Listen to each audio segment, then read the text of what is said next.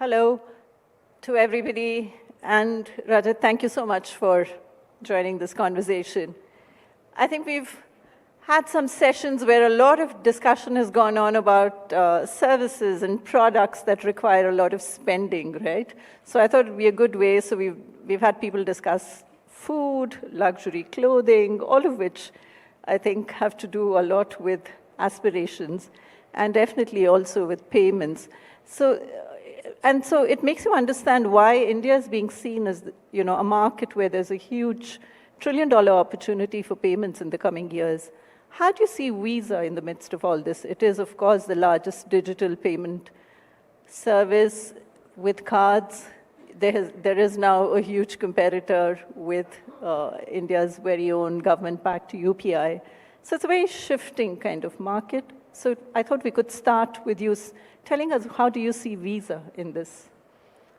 Absolutely. First of all, let me say how much I admire what India has done in its digital journey in a short time, building a full digital stack, from identity to the payment stack, to ONDC, to the DigiLocker, to the aggregation layers, the framework, which is open and portable. It's a phenomenal vision that has come to life, and all of us across the world should admire that. Having said that, the market, it's not a zero-sum game. All of us have one goal, which is to electronify payments. And India is still about 55% cash. There are only about 110 million credit cards, only 55 million of them are to unique individuals. So I think collectively we can do a lot more than we can individually, where the whole is greater than the sum of the parts.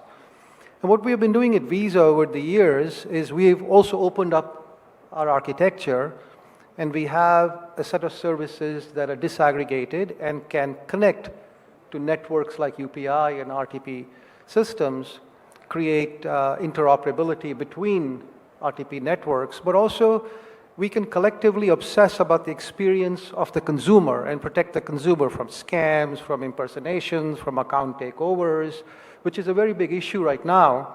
And so our risk systems, our fraud systems, our dispute management systems are all available to add on to the payment networks. They are network agnostic.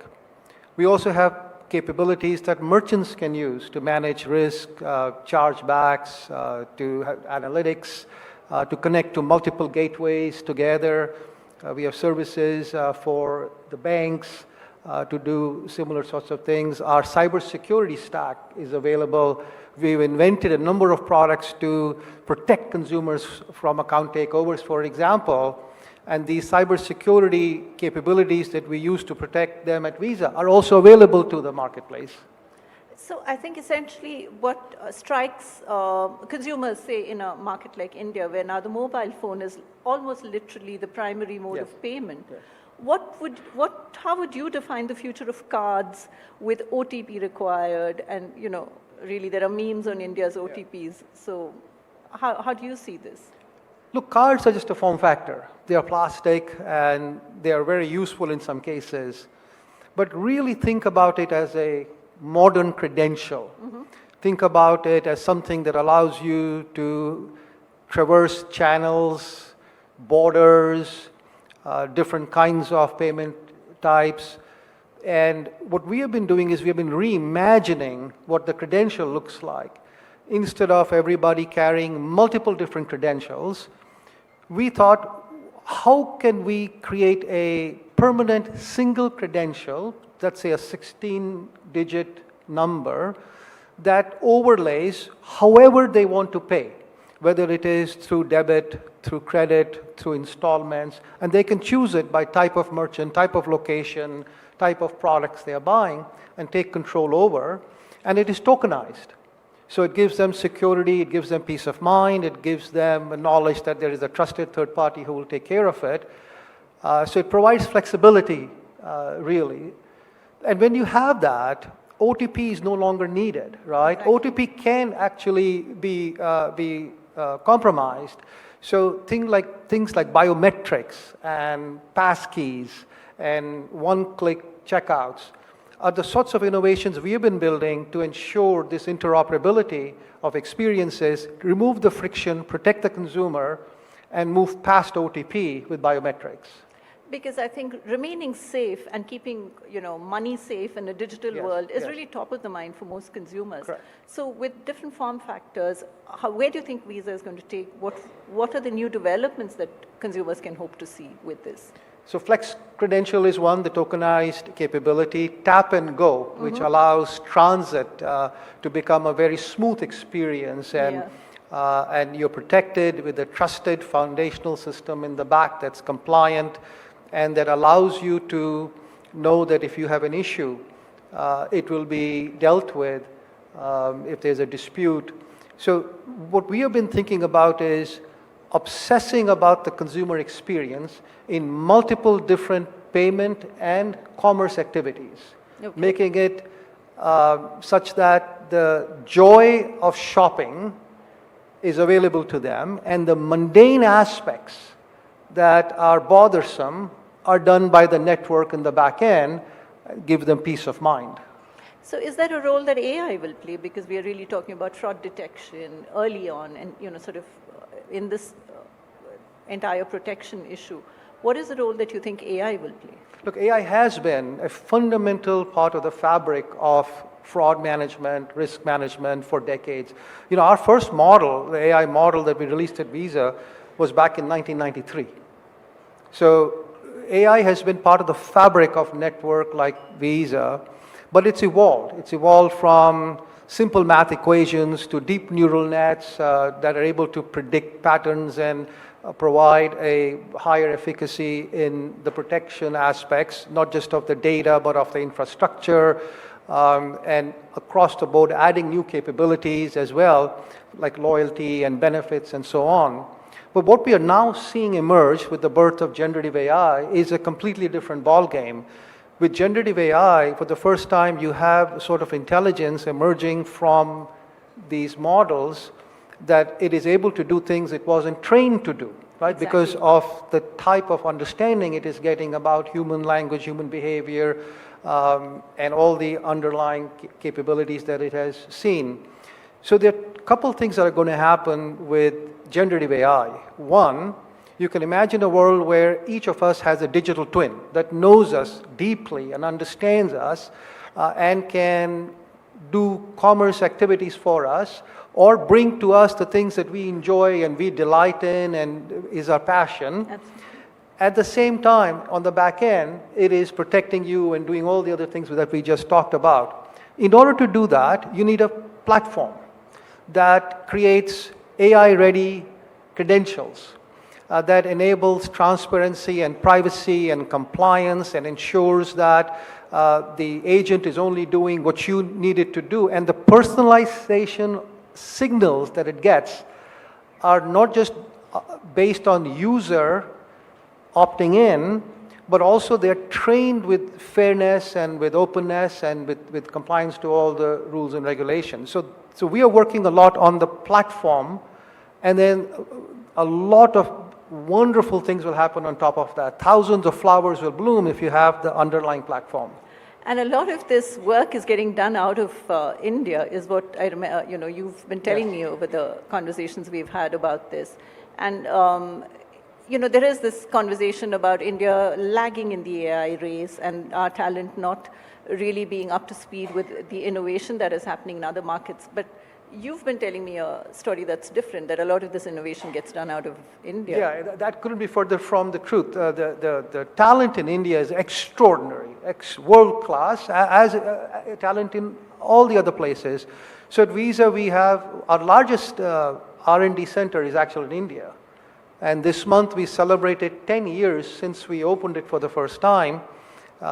We have large organizations in the US, we are building large organizations in Europe, and so on. And what we see in India is something very special. Not only is the talent really world-class in their knowledge, in their expertise, in their training, in their schooling, but there's also a cultural aspect of how they work, how they bond, and how they invent things for the local markets and bring that sense of purpose, seeing in their communities what is needed.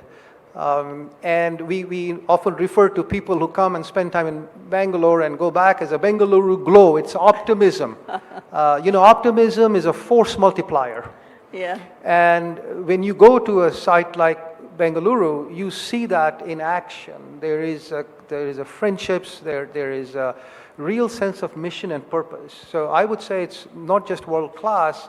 They are creating, they're inventing capabilities that are phenomenal. So Flex Credential that I talked about was conceived of, was piloted and created locally along with colleagues across the world, but it was born here in India, first for the Japanese market. We are rolling it out in Europe, and then we'll be bringing it to India very soon.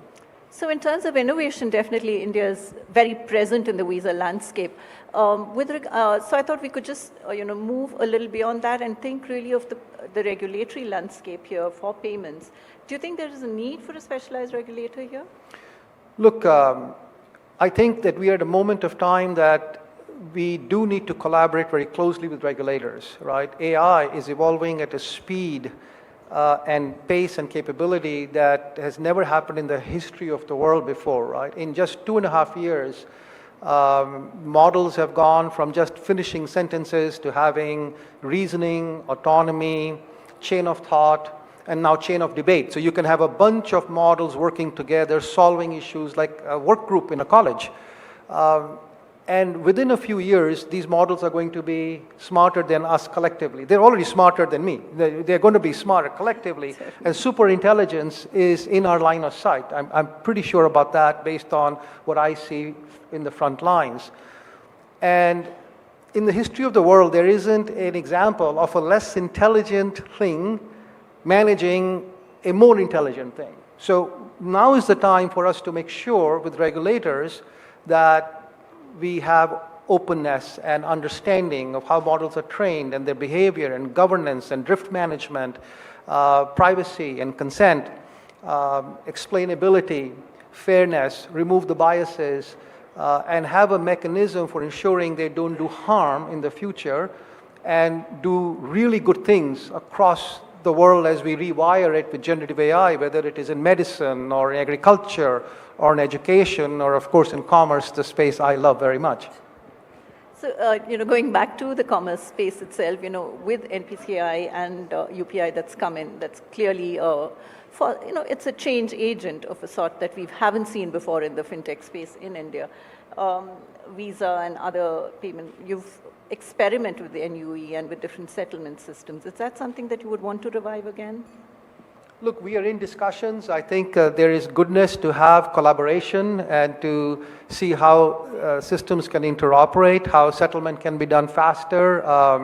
But plumbing has to be created across the entire ecosystem for some of these really hard horizontal problems to be solved.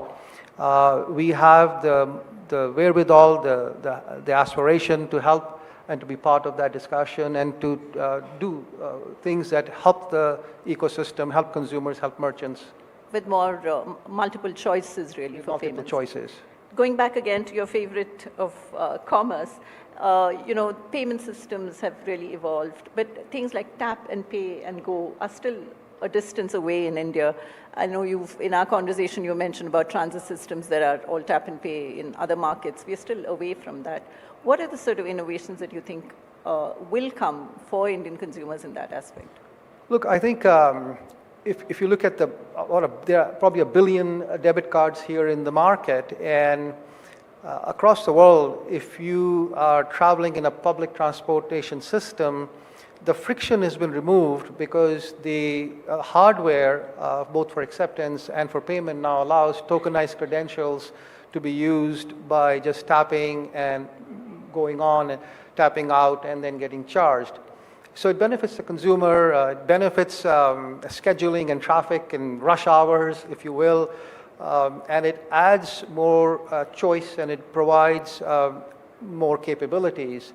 So devices like Apple, native tap and go capabilities, tokenized credentials are really important, and I think it will help the community in India as we talk to the regulators to say how this can evolve and be utilized as another way of providing capabilities to the consumers.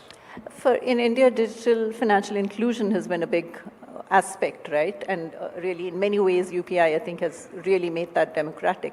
But there's also of digital empowerment that, there's another aspect to that as well. How do you see that as, that entire landscape? It's very close to our heart. Doing good by doing right. We have enormous focus on not just giving grants, but actually working in the front lines with government agencies, with NGOs.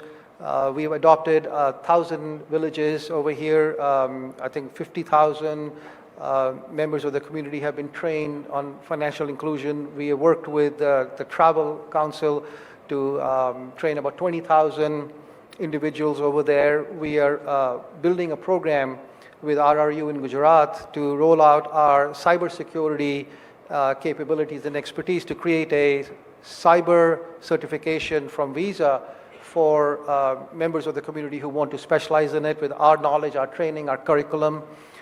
We have programs that we have rolled out in other parts of the world that we would love to bring to India, which is basically apprentice programs for people who may not be engineers or technical, who want to join the financial space and be part of a company like Visa. So we have folks who are interior designers or theater people who wanted to be coders or be part of working on space like this, and we train them and bring them in. We want to roll it out. Our cybersecurity, for example, is one of the great assets at Visa. We are rated 4.9 out of 5 on a NIST cyber maturity scale, the only company that we believe in the world that has that. And the way we do it is very special and unique. And we want to take it to the colleges, and we want to take it to the community and broaden the use of those practices and inventions. So across the gamut, we want to work in this area. Again, going back to what people can expect in terms of a new mode of payment, there's agentic commerce that's being seen as the next wave of innovation. How will that translate into real-life experience?